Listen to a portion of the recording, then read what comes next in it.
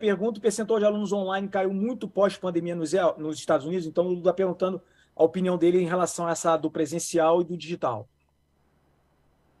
So, it's a great question. Digital fitness is very much at the forefront, especially, during COVID and post-COVID. Ele está dizendo que é uma boa pergunta, mas se a gente pergunta que o digital está na linha de frente, tanto durante a Covid e agora também no pós-Covid. We acquired a digital fitness company earlier this year that is called Wexer. Can you repeat, please? Yes, we as Core Health and Fitness, we bought a company that focuses on digital fitness or hybrid fitness in the spring of this year. In April of this year, we acquired Wexer. Eles compraram a Wexer, que é uma empresa que oferece o digital ou o modelo híbrido de fitness. This is a company that offers over 1,500 exercise, instructional videos, digitally that you can play in your gyms. And I can tell you that overall the response on this platform and this exercise is very high, but in certain countries, it's difficult to implement. Ele diz que é uma plataforma com 1.500 treinos online que você pode implementar na sua academia. Tem tido um bom retorno para ele nos Estados Unidos, mas em outros países tem sido difícil de implementar. It's excellent that you have the exercises available 24 hours a day, and there's no sick instructors, and there's no one that's going to be late, and that it's always available in that room. However, there is still a perception in many markets that you're replacing the trainer. And so it's an education process for people to realize that it complements a trainer, or it can work along the same line as a trainer or instructor. Ele está dizendo que é um serviço que está disponível lá 24 horas por dia, 7 dias por semana, mas que ainda tem um problema que parece que é uma replicação do que o professor está fazendo. Então, é uma questão de aprendizado para isso se firmar e se expandir. Yes. Coming out of COVID, what we're seeing is that many people want to have that connection of face-to-face, that social interaction where we're seeing people again with no masks, but there still is a large group of people that see the value in hybrid or digital offerings. Ele diz que no pós-Covid muita gente quer voltar, né, ao presencial, ao contato, sem máscara, olhar olho no olho, mas ainda tem um percentual grande que ainda opta pelo híbrido ou pelo digital. Tá. Pessoal, a plataforma Wexer que ele mencionou, eu diria que é uma das 3 maiores plataformas do mundo. O que ela oferece? Ela oferece a oportunidade de você, dentro da sua academia, no Brasil você não pode fazer isso, mas você tem uma sala de spinning, onde você tem um investimento lá com 40 bikes, e você não tem aula naquele horário porque não tem demanda, não tem professor.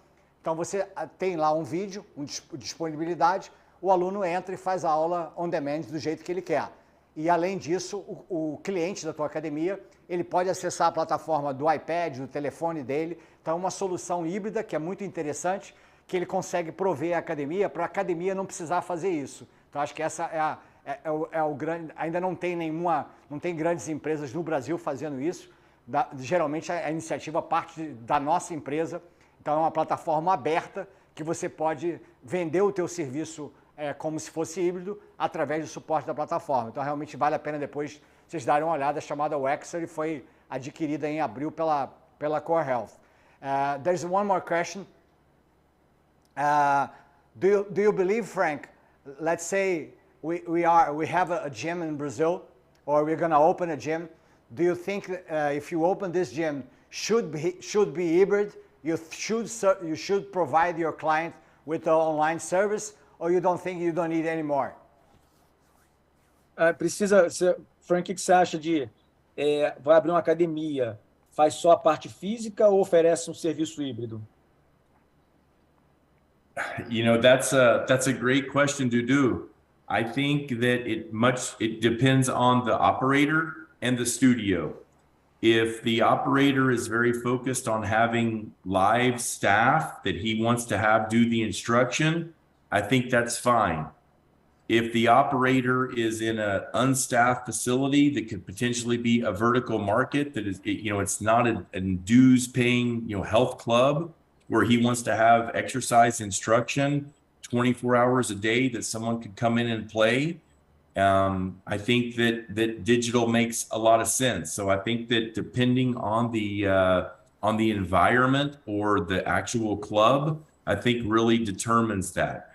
I think hybrid is here to stay. I think that we need to be able to embrace digital and realize that we can offer very good classes that are available all of the time, but there's still a human component, especially in countries like Brazil, where people want to be around other people and they want to be social, and they don't want a machine or a video, they want a live person. Ele está falando uma excelente pergunta, mas tudo depende do gestor, do dono da academia. Se você quer ter uma academia com funcionário, folha de pagamento, essas coisas, você parte para o modelo presencial. Mas se você não quer ter essa preocupação, você parte para o modelo mais digital. Então, tudo depende do gestor. E ele está dizendo também que o híbrido veio para ficar. Não tem jeito, só que você vai ter que ajustar isso em países como o Brasil, onde o presencial pesa muito. Mas, de qualquer maneira, o híbrido veio para ficar. Perfeito. O Bruno fez um comentário aqui, mas acho que essa pergunta do Bruno acho que é um comentário muito relevante, e eu vou, até por educação e respeito ao comentário dele, que eu concordo muito com ele, mas aqui acho que não se aplica muito ao Frank, porque o cenário dos Estados Unidos, a academia não tem professor, né? Então o Bruno coloca aqui que a dificuldade hoje em dia que as academias no Brasil têm de contratação e retenção do profissional é porque o salário é muito baixo e ele, na verdade, usa a sala de musculação como um trampolim para o personal. Acho que esse é um grande desafio que nós todos temos, né? Eu vivo isso no dia a dia. E qual é a grande dificuldade, Bruno e todos vocês? É que o disparate é muito grande entre o que você paga para a aula do teu professor e quanto ele recebe como personal. E aí o que acontece? Se você, qualquer um de vocês aí, gestores, se vocês pegam lá o salário base do professor, a aula lá base do sindicato, e você dobra, não vai resolver o problema do profissional e você vai quebrar a tua empresa. Então essa é o desafio. Acho que a gente tem que pensar em estratégias diferentes, de remuneração diferente, onde talvez ele possa receber por produtividade, etc. e tal. Frank, last question I'm going to do to a closure with you. Okay. Thinking about the future, what do you think is going to be interesting for you to open new opportunities for our business? Would be a traditional gym, a low-cost gym, or a studio? Where do you think is going to have most chance to succeed? Great question. I think, depending on the market, I think that there's space for everything. I think that low cost has really proven itself successful, and that many people, as they become more educated, can pay a little bit of money and they can go in and they can still get a great workout. I think that you have the people that want to have the luxury, they want to pay a premium at the premium body techs, the premium clubs all over the world, where they want to come in, they want to be pampered, and they want to have that full club offering with a much larger club, more members. And I believe that the studios are certainly here to stay. I mean, if you really look at the mass numbers of where the big growth has come, you look at these franchises that are popping up all over the world of the studios, and they're really, I don't think there's anything that compares to the studio concept, whether that's cycling studios, HIIT studios, boxing studios, they're certainly here to stay. So I think that you have three distinct segments in our industry that you can have members join one or more of those to go to each one. So I don't see any best model. I think they're all three very, very good. O Dudu perguntou na opinião do Frank, qual que apresenta a maior oportunidade de crescimento, se as academias tradicionais, as low cost, ou os estúdios. E, na opinião do Frank, não tem um melhor modelo. Depende de alguns fatores, vai ter gente que não vai querer pagar muito e aí vai ter que buscar o conhecimento para treinar sozinho, no caso das low cost. Vai ter gente que vai querer pagar toda a luxúria, todo o luxo de uma academia como a Bodytech.